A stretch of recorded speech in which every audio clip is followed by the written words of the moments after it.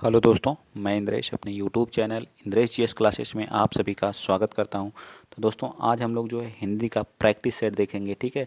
और जिस तरह से आप लोग सपोर्ट और प्यार बनाए हुए हैं, इसी तरह से बनाए रखिए, ठीक है। और जब तक एग्ज़ाम फॉर्म भरा जाएगा तब तक हम लोग जो अपना जितना प्रैक्टिस सेट है 2011 से अब तक जितने भी हुए हैं टेट, सभी हम लोग क्या कर लेंगे, फिनिश कर लेंगे, ठीक है।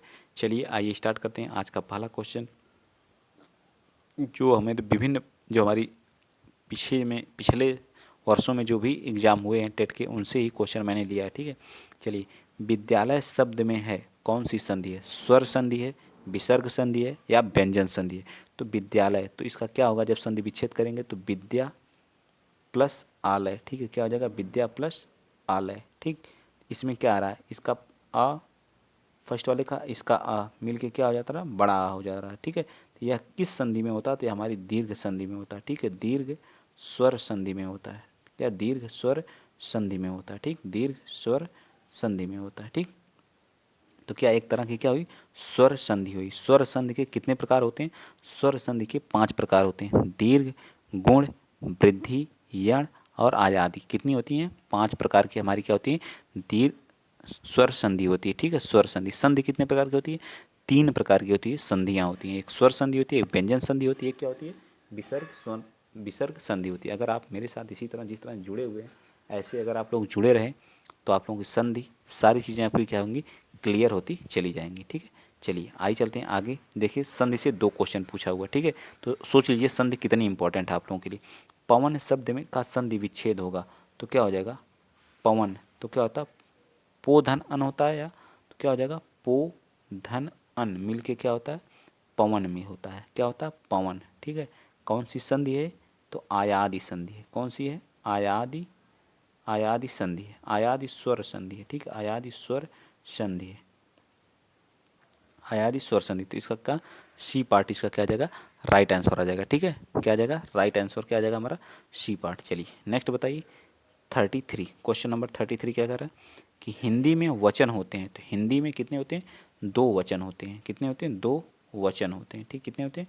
2 वचन। एक क्या होता है? एक वचन होता है, ठीक है। एक वचन होता है। और एक क्या होता है? एक हमारा क्या होता है? बहुवचन होता है, ठीक है। क्या होता है? बहुवचन, ठीक। और वहीं संस्कृत में कितने होते हैं? 3 होते हैं। एक वचन होता है, एक द्विवचन होता है, एक बहुवचन होता है, ठीक है। 3 होते हैं। तो इस तरह से हमारा बी पार्ट। देखिए कितने आसान आसान क्वेश्चन पूछे गए हैं, ठीक। चलिए नेक्स्ट बताइए। आगरा का बहुवचन होगा, बताइए आगरा का बहुवचन क्या होगा? आगरा क्या है? एक संज्ञा है, ठीक। क्या है? संज्ञा है, ठीक। संज्ञा का कभी बहुवचन नहीं होता, ठीक। आगरा क्या है? किसी शहर का नाम है, ठीक है।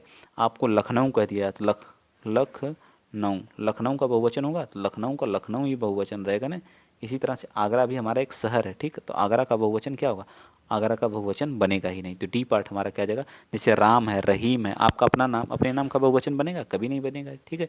उसी तरह से आगरा एक क्या? संज्ञा है। नेक्स्ट बताएंगे अगला क्वेश्चन। थोड़ा सा ब्लर है, आप लोग एडजस्ट कर लीजिएगा। Question number 35। जिस शब्द में प्रयोग के अनुसार कोई परिवर्तन नहीं होता उसे क्या कहा जाता है? मतलब आप प्रयोग के अनुसार क्या कोई परिवर्तन नहीं होता उसे क्या कहते हैं?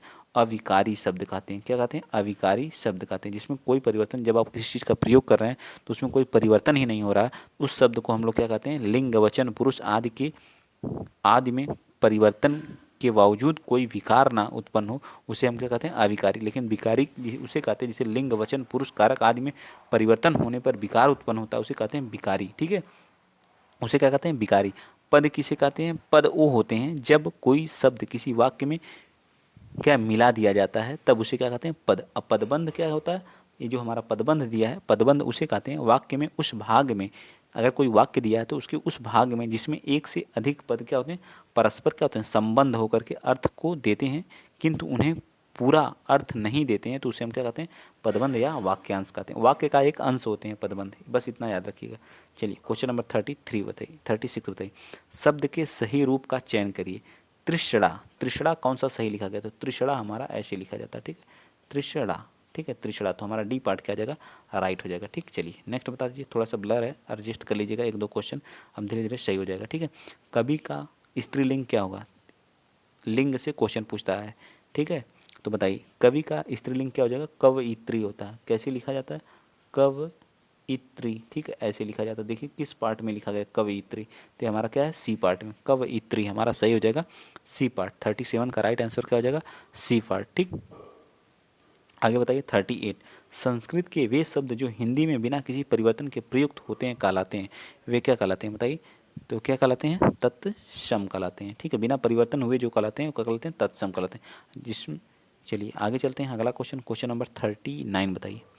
39 क्या करा है, जब किसी समास में दोनों शब्द प्रधान होते हैं तो कौन सा समास होता है, दोनों प्रधान होते हैं, जैसे जैसे राजा राजा रानी, ठीक है, राजा रानी, जब इसका विग्रह करेंगे तो क्या आ जाएगा, राजा और रानी, ठीक है, राजा और रानी। तो इसमें क्या होता है, दोनों पद क्या होते हैं, प्रधान होते हैं, ठीक है, राजा और रानी में क्या होते हैं, दोनों पद प्रधान होते हैं, तो कौन सा होता है, तो हमारा होता है द्वंद्व समास, ठीक है, जिसमें दोनों पद प्रधान होते हैं वो क्या होता है, द्वंद्व समास होता है, ठीक है। आगे आइए, चलिए अगला क्वेश्चन, क्वेश्चन नंबर 40 बता दीजिए। शुद्ध, शुद्ध शब्द है, क्या हो जाएगा, उज्ज्वल, उज्ज्वल हमारा ऐसे लिखा जाता है, ठीक है, उज्ज्वल, ठीक। तो देखिए किस पार्ट में लिखा गया उज्ज्वल, तो हमारा डी पार्ट क्या हो जाएगा, राइट हो जाएगा, ठीक है, उज्ज्वल, ठीक। नेक्स्ट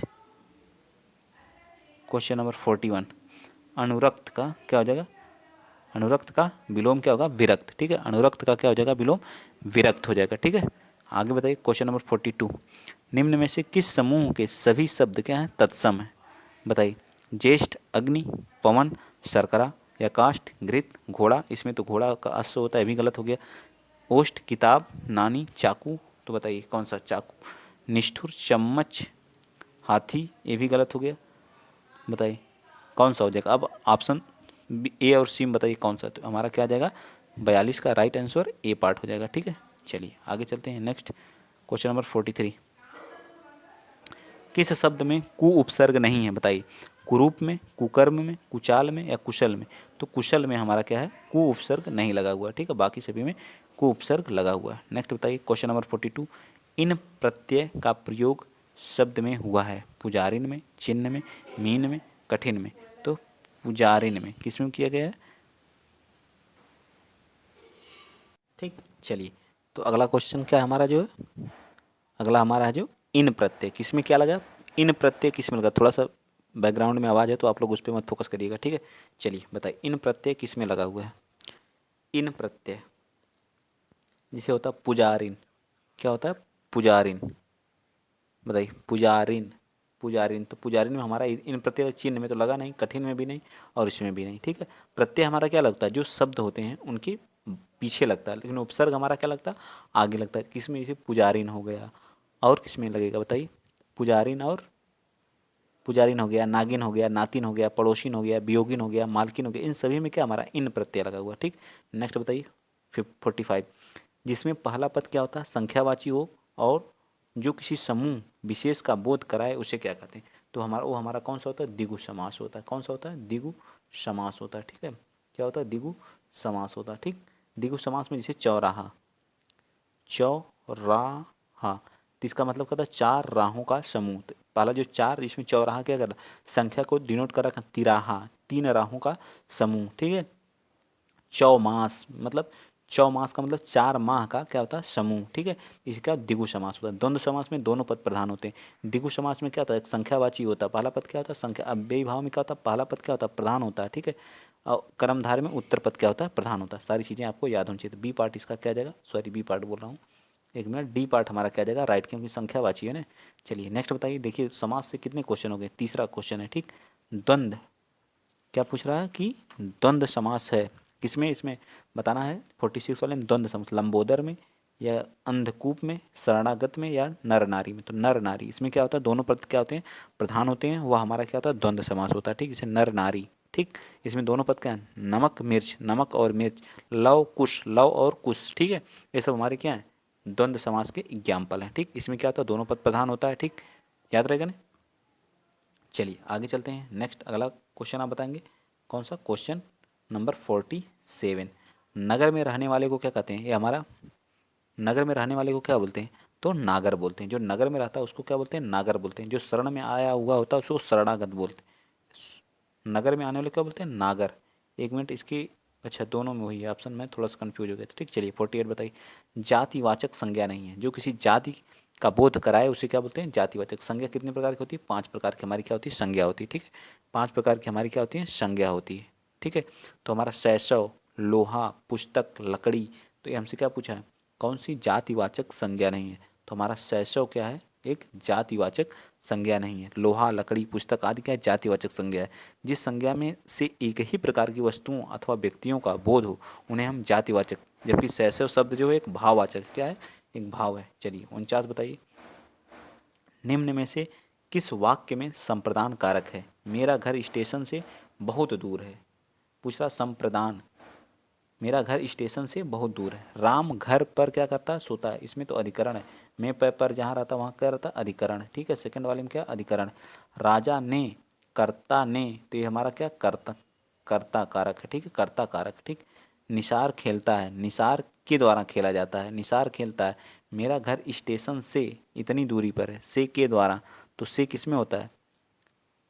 से अलग होने में। हमने क्या पूछा? संप्रदान। निसार खेलता, तो बताइए किस में होगा? तो सी पार्ट हमारा क्या आ जाएगा? राइट आंसर आ जाएगा, सी पार्ट। राजा ने निर्धन को कंबल दिए। जहाँ इसमें अगर यहाँ देखेंगे तो कर्ता कारक है, निर्धन को, यहाँ क्या होगा? कंबल। किसी को देने के अर्थ में क्या होता है? क्या होता है बताइए? कौन सा कारक होगा? तो यहाँ होता है संप्रदान कारक। ठीक है, क्या होता है? संप्रदान। तो हमारा सी पार्ट क्या आ जाएगा? राइट आ जाएगा। ठीक, नेक्स्ट चलिए क्वेश्चन नंबर 50 बताइए। क्वेश्चन नंबर 50 का रहा, वह स्वतः ही जान जाएगा में वह सर्वनाम है। तो सर्वनाम के कितने भेद होते हैं? 6 भेद होते हैं। ठीक है, सर्वनाम के कितने भेद होते हैं? 6। वह पुरुष, वह स्वतः मतलब स्वयं मतलब निजवाचक, क्या हो जाएगा? निज। निज निजवाचक होता है, पुरुषवाचक, संबंधवाचक, अनिश्चयवाचक, प्रश्नवाचक, और एक क्या होता है बताइए? प्रश्नवाचक, अनिश्चय, एक निश्चयवाचक होता है। ठीक, टोटल 6 प्रकार के होते हैं हमारे कौन से? सर्वनाम। चलिए 51 बताइए। संयुक्त क्रिया का उदाहरण कौन सा वाक्य है? बताइए, संयुक्त क्रिया का उदाहरण कौन सा वाक्य है? रस्सी जल गई, सीमा पढ़ रही है, तुम प्रतिदिन पढ़ने आया करो, बच्चा सोता है। बताइए, क्या पूछा? संयुक्त क्रिया है, जिसमें संयुक्त क्रिया, संयुक्त क्रिया क्या करती हैं? जुड़ी रहती हैं, उसे क्या बोलते हैं? संयुक्त क्रिया। बताइए 51 का। तो सी पार्ट, तुम प्रतिदिन पढ़ने, पढ़ने भी क्रिया, आना भी क्या क्रिया है, तो ये दोनों मिलकर क्या? संयुक्त क्रिया है। ठीक, तो सी पार्ट हमारा राइट। नेक्स्ट बताइए 52। सरल या साधारण वाक्य किसे कहते हैं? जो छोटा होता है, जिसका अर्थ सरलता से समझा, जिसमें एक उद्देश्य और एक विधेय होता है। हमारा डी पार्ट क्या हो जाएगा? वाक्य से भी क्वेश्चन पूछा है। ठीक है, वाक्य से। ठीक, वाक्य रचना एवं बनावट के आधार पर जो है कितने प्रकार के होते हैं? 3 प्रकार के होते हैं। ठीक है, एक क्या होता है? सरल होता है, एक सरल होता है, एक मिश्र होता है, एक क्या होता है? संयुक्त होता है। ठीक है, एक मिश्र हो गया, एक क्या होता है? संयुक्त होता है। ठीक है, संयुक्त क्या होता है? संयुक्त। ठीक, 3 प्रकार के हमारे क्या होते हैं? अर्थ के आधार पर 8 प्रकार के होते हैं। ठीक, चलिए आगे 53। मोहन बाजार जा रहा है, इस वाक्य में उद्देश्य है। मोहन बाजार जा रहा है, तो मोहन बाजार जा रहा है तो घूमने जा रहा है, बाजार जा रहा है खरीदारी करने जा रहा है, क्या उद्देश्य है? 53 का, तो इसमें उद्देश्य क्या हमारा? मोहन, मोहन उद्देश्य है। ठीक है, नेक्स्ट बताइए क्वेश्चन नंबर 54। निम्न में से मिश्रित वाक्य है। वर्षा हो रही है, मैं पढ़ता हूँ और वह खेलता है। बताइए मिश्रित वाक्य। सुधीर, मैंने सुना है कि नानी पास हो, नीना पास होगी, सॉरी नानी नहीं नीना है। ठीक है, तो हमारा डी पार्ट क्या हो जाएगा? राइट हो जाएगा। ठीक है, कि जहाँ की लगा हुआ है तो वो हमारा क्या होता है? मिश्रित वाक्य। क्यों, क्या करता है? चलिए आगे चलते हैं क्वेश्चन नंबर 55। वाक्य से भी 2 क्वेश्चन पूछ चुका है। ठीक है, किसी के कथन को उद उद्धृत करते समय किस विराम चिन्ह का उपयोग किया जाता है? बताइए किस विराम चिन्ह का उपयोग करते हैं आप? जो तो हम क्या, अवतरण या उद्धरण चिन्ह का। ठीक है, किसी का कोई कथन है तो उसको उद्धरण चिन्ह, जो ये हमारा होता है वो उद्धरण चिन्ह, तो डबल इन्वर्टेड काम हम जिसको बंद करते हैं उसे उद्धरण चिन्ह कहते हैं। ठीक है, विस्मयादि बोधक चिन्ह तो आप लोगों को पता है, ये हमारा विस्मयादि बोधक चिन्ह होता है। ठीक है, और क्या होता है? प्रश्नवाचक चिन्ह भी आप लोगों को पता है, ये वाला क्वेश्चन मार्क। और अवतरण चिन्ह, अवतरण या उद्धरण चिन्ह तो मैंने बता ही दिया, वही डबल इन्वर्टेड कामा। विस्मयाद और निर्देशन चिन्ह जो हमारा होता वो ए वाला हमारा क्या होता है? निर्देशन चिन्ह होता है। तो इस तरह से हमारा बी पार्ट क्या आ जाएगा? राइट हो जाएगा। ठीक, चलिए आगे चलते हैं। अगला क्वेश्चन, क्वेश्चन आप बताएंगे कौन सा? क्वेश्चन नंबर 56 बताइए। क्वेश्चन नंबर 56 क्या कह रहा है कि सही विराम चिन्ह वाला सरल, सही विराम चिन्ह वाला वाक्य है। बताइए 56 का। तो ये क्या है? जो पत्र आज आया है कहाँ है? यही हमारा ए पार्ट क्या आ जाएगा? राइट, बाकी सभी हमारे गलत हैं। ठीक है, चलिए 57 बताइए। शेर को सामने देखकर, शेर को सामने देखकर मेरे प्राण क्या हो गए, सूख गए। ठीक है, डी पार्ट हमारा क्या होगा, राइट आंसर हो जाएगा। ठीक है, क्या हो जाएगा, डी। मेरे प्राण क्या हो गए, शेर को आपको देखने को प्राण क्या होते हैं, सूख जाते हैं। नेक्स्ट 58 बताइए, ये हमारे आज के लास्ट क्वेश्चन है जो है। ठीक है, बताइए सही मुहावरा है, बताइए नेत्र में मिट्टी डालना, आंखों में रेत फेंकना, आंखों में धूल झोंकना हमारा सबसे राइट। ठीक है, और कोई मुहावरा तो होता नहीं, रेत डालना, कचरा डालना, तो हमारा आंखों में धूल झोंकना, ये हमारा क्या होता है, सही मुहावरा होता है। ठीक है, आगे चलिए नेक्स्ट क्वेश्चन नंबर 59, हाथ ना आना। हाथ ना आना मुहावरे का अर्थ क्या होता है, हाथ ना आना, पकड़ में ना आना, क्या जाएगा, पकड़ में ना आना, ये पार्ट इसका भी राइट। सिर फिर जाना, 3 क्वेश्चन है मुहावरे से, 3 क्वेश्चन देख लीजिए। तो देखिए क्या इंपॉर्टेंट है आप लोगों के लिए, मुहावरा मोस्ट इंपॉर्टेंट है। 3 क्वेश्चन, चिन्ह से क्वेश्चन पूछे गए हैं जो हमारे होते हैं प्रश्नवाचक, विस्मयादिबोधक चिन्ह, इन सभी से क्वेश्चन पूछे जा रहे हैं। वाक्य से 2 क्वेश्चन थे, और संज्ञा से 1 क्वेश्चन, सर्वनाम से 1 क्वेश्चन। ठीक है, और किसे था, जो हमारे प्रसर्ग होते हैं, चिन्ह कारक होते हैं, उनसे 1 क्वेश्चन। ठीक है, और किसी समाज से 2 से 3 क्वेश्चन, संधि से 2 से 3 क्वेश्चन। ठीक, तो सिर फिर जाना, फिर सिर फिर जाना का मतलब क्या होता है, तो क्या होता है, अहंकारी हो जाना, अहंकारी हो जाना। ठीक, आई होप, मैं आशा करता हूँ कि आज सभी चीज़ें आपको समझ में आई होंगी। ठीक है, तो आप बताइएगा आपके 30 में कितने सही हैं। आज तो अगर कोई करने वाला होगा तो 30 में 30 भी सही किया होगा। ठीक है, इतने आसान क्वेश्चन थे। ठीक, अगर वीडियो आप लोगों को अच्छा लगा तो प्लीज़ शेयर करिएगा, चैनल को सब्सक्राइब करिएगा। जिस तरह से अपना प्यार और दुलार बनाए हुए हैं इसी तरह से बनाए रखिएगा। ठीक है, आज के लिए इतना ही। जय हिंद, जय भारत।